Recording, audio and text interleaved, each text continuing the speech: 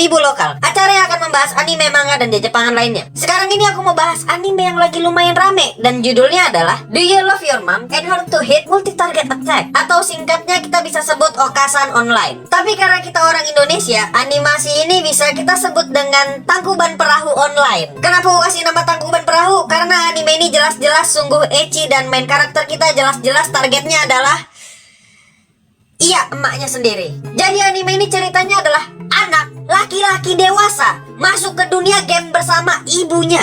Iya, isekai. Lagi-lagi isekai. Semua di anime 2019 bakal isekai. Entah ketabrak truk, atau ketabrak Boeing, atau ketabrak Dajjal. Intinya tahu-tahu isekai. Dan isi isekainya pasti cewek-cewek dengan belahan. Dia masuk ke dalam dunia game setelah mengisi survei yang dikasih sama perusahaan game. Game ini dibuat dengan tujuan untuk mempererat hubungan emak dan anak. Aku nggak tahu persis hubungan apa yang ingin dibangun dengan adegan kayak gini. Seperti anime isekai pada umumnya, pasti ada karakter yang overpower. Pada awal pertarungan, mereka berdua datang ke raja dan disuruh pilih 3 pedang yang ada di sana. Makun memilih 1 dari 3 pedang yang dia percayai untuk menemani kisah petualangannya. Seperti sifat-sifat emak-emak pada umumnya, kalau ada barang gratis, kenapa nggak diambil semuanya? Dan dengan santai dia cabut 2 pedang sisanya. Ini orang cabut pedang kayak cabut daun ganja, anjir, santai banget. Sorry, maksudnya daun singkong. Ini game isekai jelek banget sih. Belum udah ada ngebug. Kita bayangkan, emaknya overpower karena bisa mengeluarkan skill area dan ngebunuh monster dengan gampang. Emaknya overpower, apalagi anaknya. Anaknya udah lumayan ahli di game MMORPG.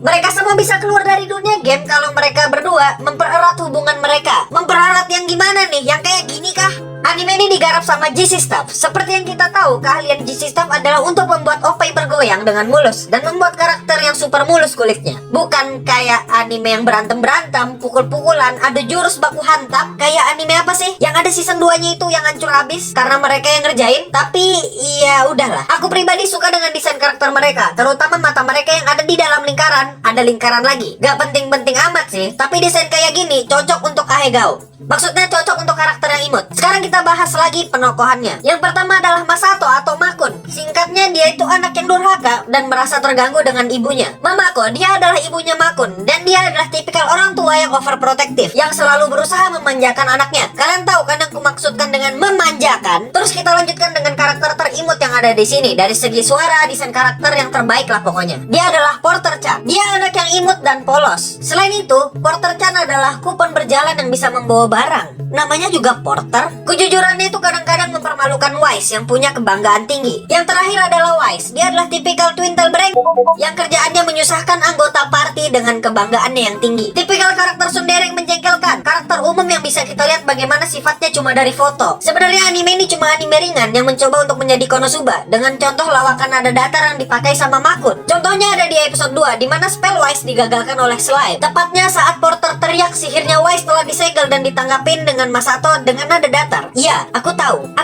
Jadi jangan kau katakan itu dengan keras. Iya, itu adalah hal yang memalukan bagi Wise yang udah bangga dan pamer dengan kekuatannya. Kenapa aku bilang ini mencoba meniru Konosuba? Karena formulanya dan penyampaian yang mirip-mirip dan diulang 2 kali sebagai callback. Dari animasi emang kebiasaan GC Staff yang masih kelihatan banget perbedaan antara CGI dan gambar 2D biasa. Sebenarnya animenya lucu dengan konsep yang fresh karena baru kali ini aku lihat ada emak-emak yang datang ke isekai dengan anaknya. Tapi yang jadi masalahnya di sini adalah setelah anime ini muncul, biasalah wibu-wibu bau kencur yang terinspirasi menjadi anak durhaka karena nonton anime ini. Aku nggak ngerti lagi apa yang terjadi dengan kepala mereka. Entah kemasukan kuah bakso atau ketabrak tiang bendera waktu di ospek kakak tingkatnya. Kalian mau setiap hari ditatap dengan tatapan creepy kayak gini sama emak kalian? Kalian juga menurutku kalau kalian membandingkan mama asli kalian dengan mamako. Mama kalian itu ngelahirin kalian capek-capek, malah anaknya gue kayak gini. Waktu kecil kalian disusuin sama orang tua kalian. Kalian nggak mungkin kan ngisap susu dari gambar mamako kayak gini. Kalian mau nyusu via laptop. Aku yakin kalian nulis kayak gini pasti akan menyesal pas emak kalian udah nggak ada. Walaupun hayalan kalian jadi kenyataan, emak kalian yang jadi mamako itu mau kalian apain? Kalian berharap apa? Berharap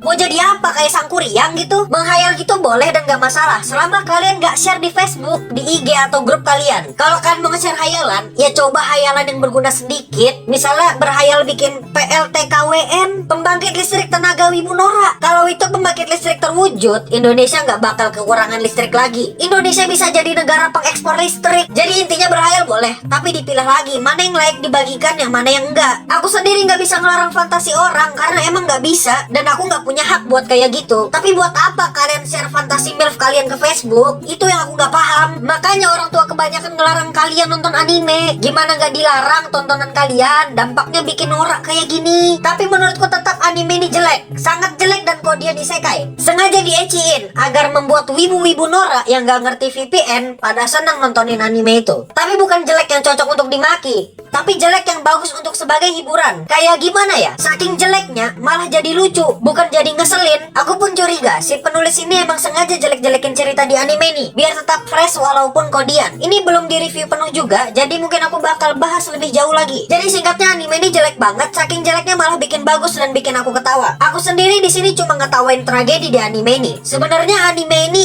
itu Sangkuriang yang kena Japanese Beam. Jadi ginilah, jangan lupa like dan share ini video karena setiap satu like dan satu share kalian akan membantu pengembangan pembangkit listrik tenaga Wibu Nora.